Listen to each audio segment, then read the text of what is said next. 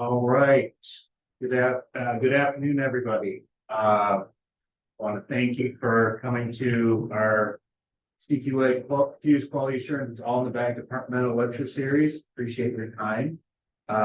We've got a lot of information here, so we're going to get started because I know everybody's on lunch and wants to get through it and enjoy the rest of your afternoon.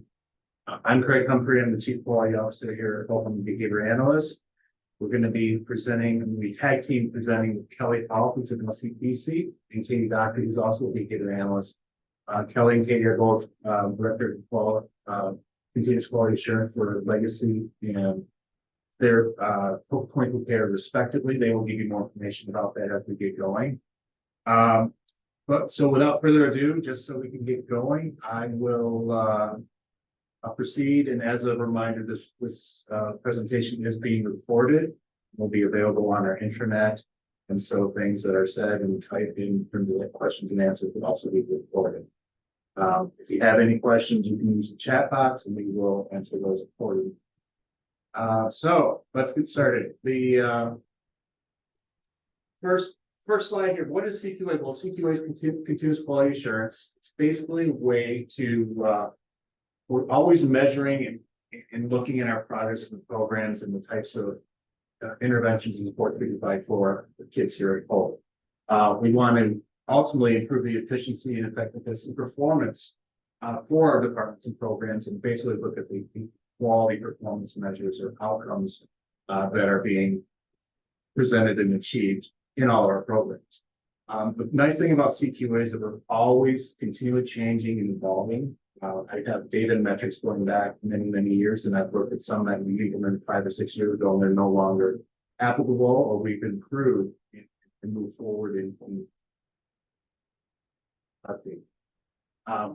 We actually refined the CQA department in 2015 as part of some quality improvements and corrective action plans we wanted to make within Hope. We wanted to make our data more objective and more quantifiable. Instead of just getting very soft and fuzzy metrics, we want to use our data to help drive our decision. So this new revitalized CQA departments helps identify and collect those quantifiable data points and monitor overall progress and decision making for all our initiatives. That's basically saying we take a lot of data, and we have a lot of data sources, and we use that data to help shape and guide our programs and make sure we're providing quality outcomes for our kids and families. We track those measures. We use that as part of our indicator and outcome data packets for stakeholders, our executive staff meeting, board of directors meetings, and also our whole annual report, which I put together at the end of each year. Then also as part of this, I use that data for corrective action plans, which may be required either for BCF or BCFS or BHS, or applications and or quality improvement plans for CART, which is our credit. So there's a lot of data coming in. We use that data in various ways, and we're going to elaborate most of that today. Keeping in mind, we really don't scratch the tip of the iceberg being during presentation. So there we are. That's our CQA team. We're small but mighty. We've got 6 people. I'm going to introduce them briefly here in a second. There's myself in the top left corner, Chief Quality Officer, behavior analyst. I've been at Hope for 24 years. I started out in behavioral health back in 1999 and worked there for about 15 years. You can see Katy Docter down the bottom. She also is a BCBA. She's Director of CQA for Hope Clinical Care. She started out in the behavioral health department, then went to ICPN, and then came back to Hope in terms of CQA. She's been here for 12 years. Kelly Hall, upper right. She's LCPC. She started out at Hope, worked in the Hope Therapeutic Day program, and I believe the CRP program, and several different hats within those counseling roles. Left Hope briefly for a quick hiatus, then came back, was in behavioral health, and then moved over to CQA in terms of legacy programs.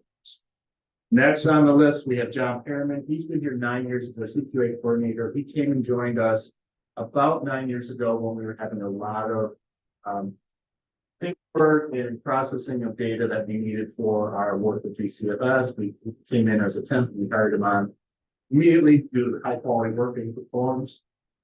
Nikki's Sakaro, she's a CQA specialist. She's been here 17 years at Hope. She's had all roles from direct care to rehabilitation specialist to the learning academy.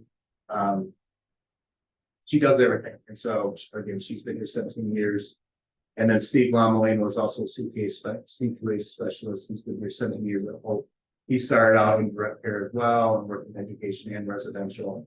And the interesting fact is that both Nikki and Steve were in the same training class, so that is pretty impressive. The nice thing about all of this, if you put all that together, we've got 97 cumulative years of experience working both in the CQA department, which I think is really a great strength of ours. We've got a lot of history and a lot of experience, and we use that to help shape and guide our academics.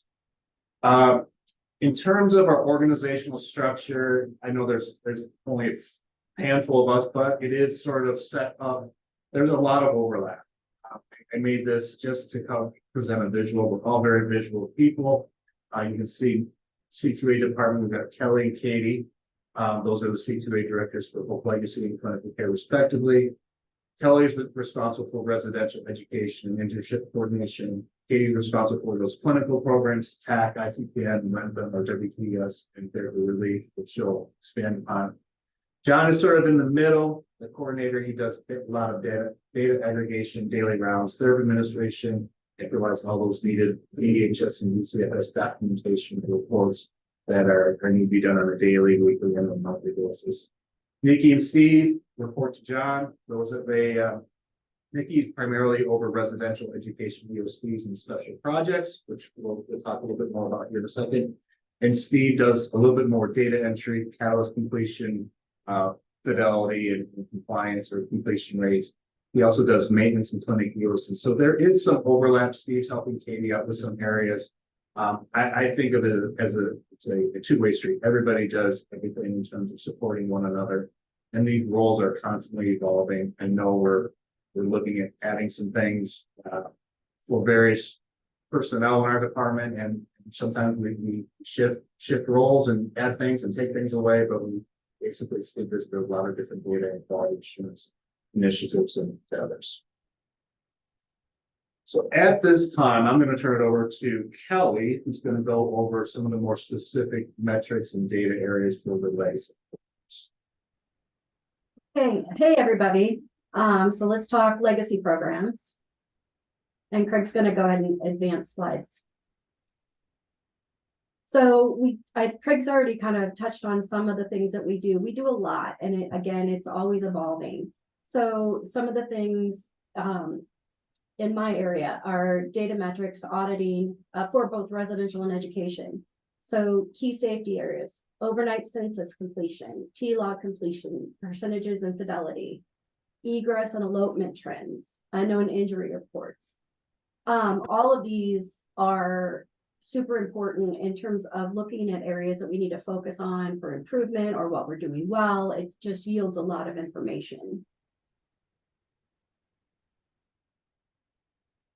So more on legacy. So the CCTV audit, and that is to ensure that it's working, that the times are correct, that it's functioning the way it's supposed to be functioning. QIDP monitoring of use individual plans, and medication errors and the daily report of due medications. Again, all helpful in making sure we're on the right track and making improvements if we need to. So stuff that Mr. John Pierman does. Each morning he comes in and he does a review of all of the general event reports, which is it's a pretty lengthy task, a large task. And then is followed by leading of daily rounds where all team members get together and those GERs are reviewed for the past 24 hours and then over the weekend as well on that subsequent Monday. John also creates CIRRUS reports for DHS and UIR or SER, significant event reports for DCFS. They're all basically the same information, but they have different titles and they get communicated in different ways.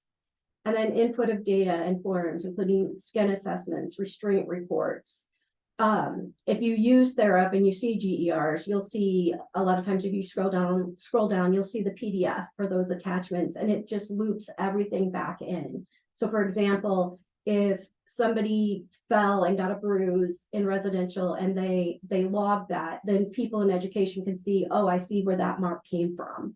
And he keeps those all looped together and coordinated. CQA scorecards, which we'll show you an example of that here in a bit. The monthly indicator data, supervision and oversight of our CQA specialists who perform our safety and maintenance checks of both homes and classroom. And recently we got a really lovely ping pong table on floor 2 of building B for some little brief breaks and kind of let steam off. And Mr. John Pierman is our current champion, defending champion, and welcome to all challenges.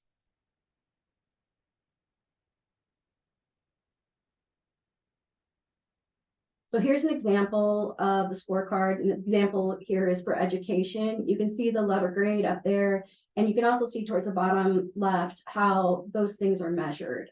So structure, interactions, T-logs, behavior data, and then the weighted average, and that's what, you know, is the cumulative thing that gives us the grade. And so it's not just where we can recognize all the great things that are happening as they're happening, but also areas that we need to build on. And it, again, super helpful. And then you can see on the right the scorecard and profile rank for a monthly classroom. Classroom is unnamed, but it gives you a good graphic of how that is used and what that looks like. So environment of care, and these are the things that Nikki and Steve do for us in Legacy, and these are not often warmly received. By that I mean they're not greeted with open arms and hugs when they come in to do these checks, but they're extremely important. And when talking to Nikki and Steve, Nikki was sure to emphasize it's for the kids and for their safety. That's why we do it. It's not that we relish going in and taking things or removing things that aren't supposed to be there. It is literally for the safety of the kids and to make sure that we're adhering to all of our guidelines as an agency. So some examples of some things found. So steak and butcher knives, grillware with an attached knife to cut meat on the grill, bleach, teeth whitening kits that are not the children's, staff's prescriptions, cigarettes, plug-in air fresheners, the glass air fresheners, plastic shopping bags, and a lot of food that isn't approved to be in a classroom or home. I'm going to expand on that a little bit more. So these are some of this is an example of how that data is used that Steve and Nikki gather, and it's used for our Hope Impact Report. And again, it's just another visual so you can kind of conceptualize how that data is used. Again, another example. This is a classroom environment of care assessment. So guidelines on key restricted items. Any items that have alcohol in them, such as sunscreen, aerosol body spray, hand sanitizer. These things must be locked up with no access for the children. The kids shouldn't have keys. They shouldn't be able to get into those locked areas. Some of our kids are pretty adept at managing those keys when they do get a hold of them. So it's definitely a lot of vigilance on staff's part to make sure that doesn't happen. Only cooking items provided by Hope and in approved kitchen areas, griddles, coffee pots, air fryers. I did want to give an example of this. There is a home that does have an air fryer, but that is part of a formal approved plan, and that has to exist for any exceptions to that. Plastic bags, the grocery bags, they are a choking hazard, and we have a number of children with a pica diagnosis. So again, can be very, very dangerous for our kids. Food, it must be properly stored not in glass containers, and it has to be dated, and staff should not share their personal food with the youth. A lot of our kids have dietary restrictions or dietary plans, and that just makes it a little cleaner with making sure that those are adhered to. And unless the child has a specific plan or a behavior plan that is outlined in, no food is to be used to entice or motivate youth. Those are things that are tightly regulated because they have their place and they do need to be well planned for. So key cleaning and safety items. In the group homes, only the approved cleaning chemicals are allowed. I'm going to show you a picture here in a bit, and you can see in one of them the dispenser that is used in group homes. Those have to be mixed by staff via the dispenser, and they have to be mixed really according to guidelines. It shouldn't be less or more because it could be dangerous, it could be not effective enough. And Steve had pointed out to me as well that we have a number of cleaners that I think he said looks like tasty drinks. And unfortunately, the truth is we have had a number of kids over the years that have ingested it. They see the bottle, they grab it, they drink it. Doesn't happen that often, but it does happen. And approved cleaners are stored in the designated locked areas and never, ever, never in the medication closet. They should not be there. And that's another one of the things that Steve and Nikki are looking for. In education, only cleaners that are approved and provided by Hope can be used. Lysol wipes can be used, but they need to be immediately put back and locked up after use. Staff can check out stronger cleaning materials both before and after school or when children are not present. I think a lot of times classrooms will do like a deep cleaning, but again, that's when kids are not there and those stronger chemicals can be used. And then medication closets in the home. These are always locked unless that medication is being dispensed, and then it immediately needs to be locked back. Keys shouldn't be kept in the door because again, we do have some kiddos that are really adept at getting of seeking those keys out and trying to get into things they're not supposed to be getting into. Here's some pictures of different things that Nikki and Steve have encountered over the years. The oil, the Wesson oil. You can see the cleaners on the bottom left, and in the back of that picture, you can see the dispenser, and those are in our group homes. And I think I mentioned those about they have to be precisely measured to be safe and effective. The middle one is bleach. Again, not something that can be left out.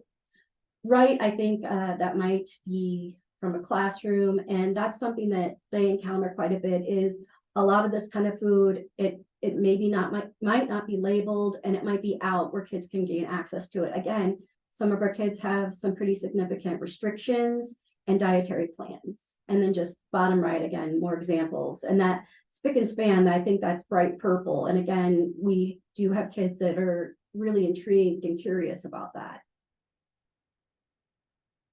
I'm gonna turn it over to Katy Docter.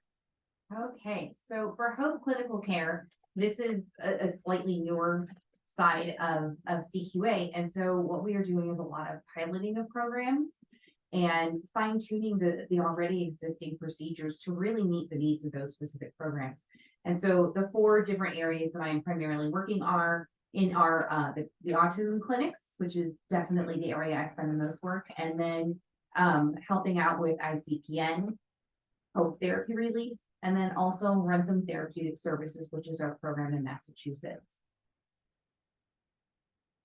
And so just a little overview of what we're doing for CQA within the autism clinics is we're doing a lot of surveys with staff and with parents as well to better understand what it is that we are doing well, but then also what we can continuously improve upon. We are working on updating our handbooks, our policies, and our procedures. We're doing a lot of wonderful data analysis via Central Reach. We are starting to implement some CQA scorecards as well.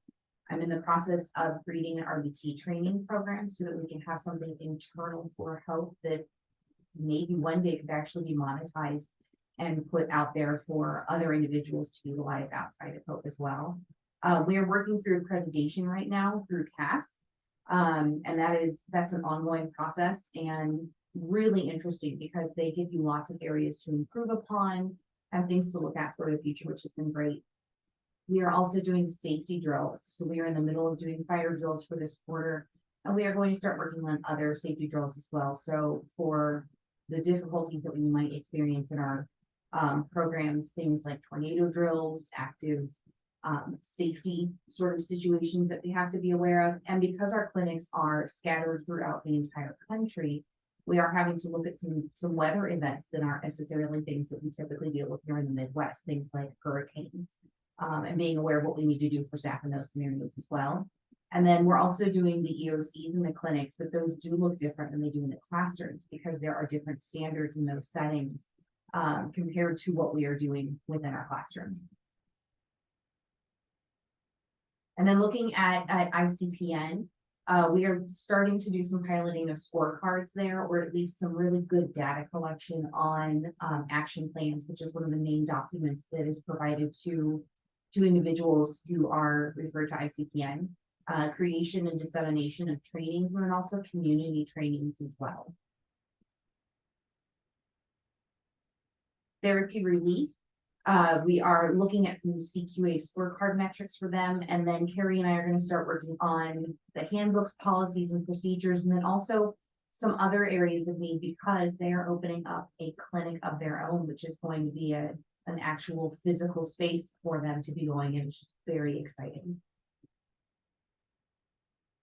And then for Rentham Therapeutic Services, mostly what I do for Rentham at this point is data collection and analysis through Central Reach. So for any of our programs that have to do billing with insurance, as Rentham does, we are trying to keep track of whether or not individuals' minutes are being met in their respective clinical areas. So areas such as physical therapy, occupational therapy, and seeing if those minutes are being met, because one of the major metrics for that program within the grant that we have for it is that we are meeting the minutes of each individual who lives there.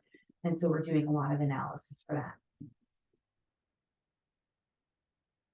Okay, so we're going to talk a little bit about internship coordination, and that's part of my job duties. It's relatively new to Hope. It's been about a year of the internship coordination part of my position. It's the purpose of the coordination and to connect to various universities and programs, kind of with the idea of to grow our own staff, to bring people in as interns, have them fall in love with Hope, and grow them into positions within our agency. So I've been reaching out in tandem with other folks as well that have got contacts, but reaching out to various universities and in efforts to establish some formal partnerships. Right now, we have 2 formal agreements. We have a 10-year agreement with the University of Illinois Chicago Department of Psychology, as well as the Illinois College Nursing Program. And both of those are really exciting. I recently was able to attend a 2-day fair in Chicago, and I've had a lot of students reach out and are really, really interested. And I think especially special is a number of people who saw our signage who presented themselves to me as being very mission driven. They're very much wanting to be part of what we do.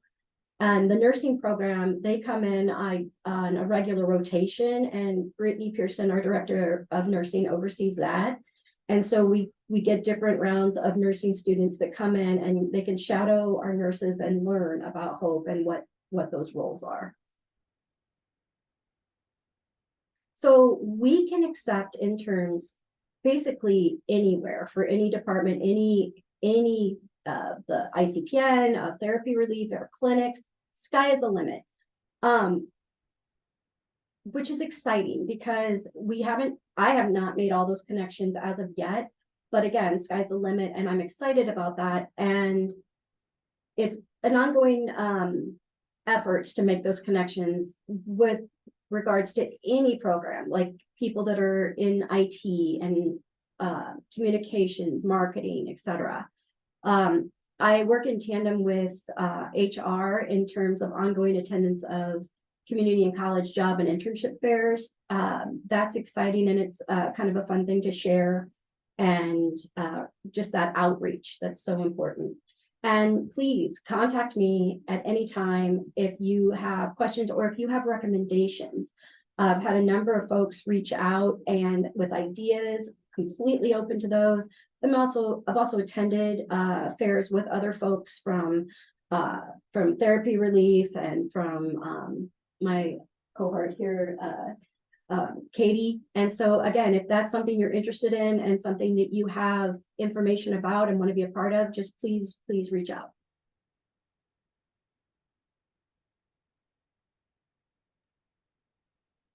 So as we're sort of wrapping things up, what's next for CQA? And as I mentioned, our department is very fluid, very much evolving, very much ever changing. So we're going to continue to identify key metrics based upon where our programs are going, as we're adding clinics, as we're adding other locations, meeting the individual program and company-wide goals. And as part of that, we're going to continue to analyze the data to help support and drive the quality improvements in all those different areas of services.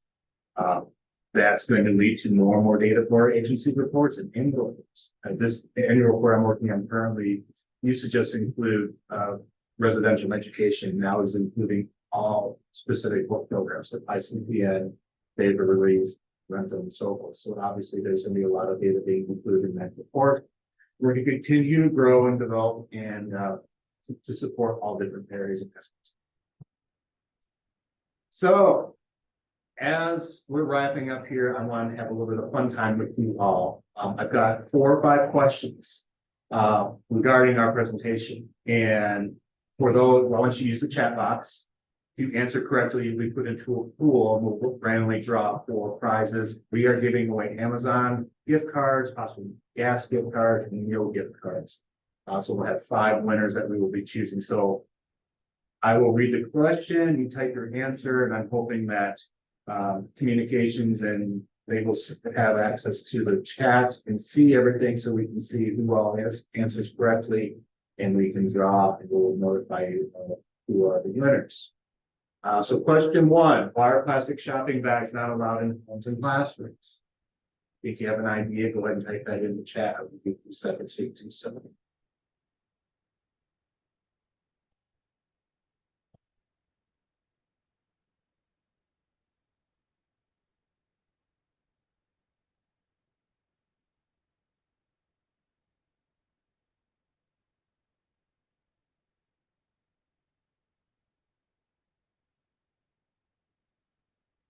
Now the question 2. True or false, cleaners at the group home need to be locked up in the home's medicine closet.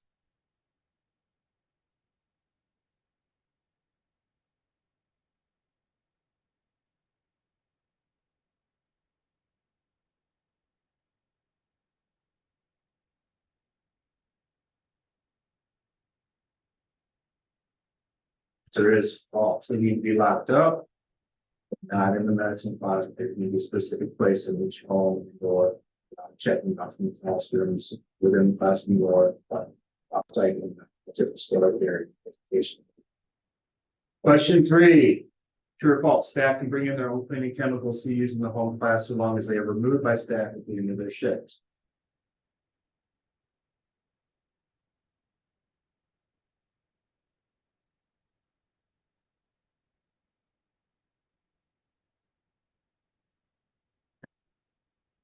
That answer is false. We need to use home approved chemicals, not stuff that is store bought or brought in from home. They can actually be chemical reactions, they can cause burns if they're mixed wrong, and as noted, colors can be very enticing to kids to drink. Question 4 is actually multiple choice. To use food items to motivate kiddos in classroom, what needs to happen? A, food items should be purchased by the teacher. B, food items need to be use specific and written into the BSP. C, food items require HRC approval, or D, B and C are both correct.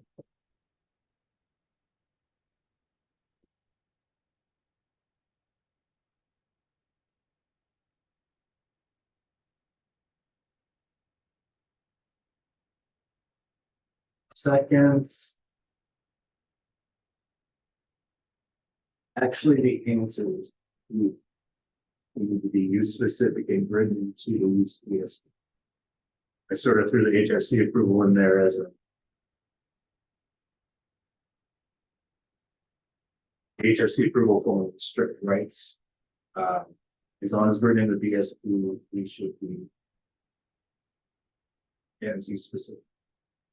And lastly, how many cumulative years experience do the CQA departmental staff have at home?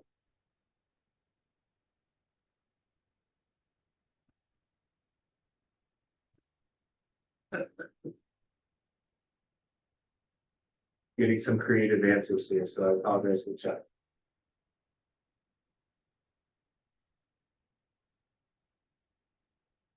The correct answers. It is, and I'll give you 3 more seconds. 2, 1, we'll stop.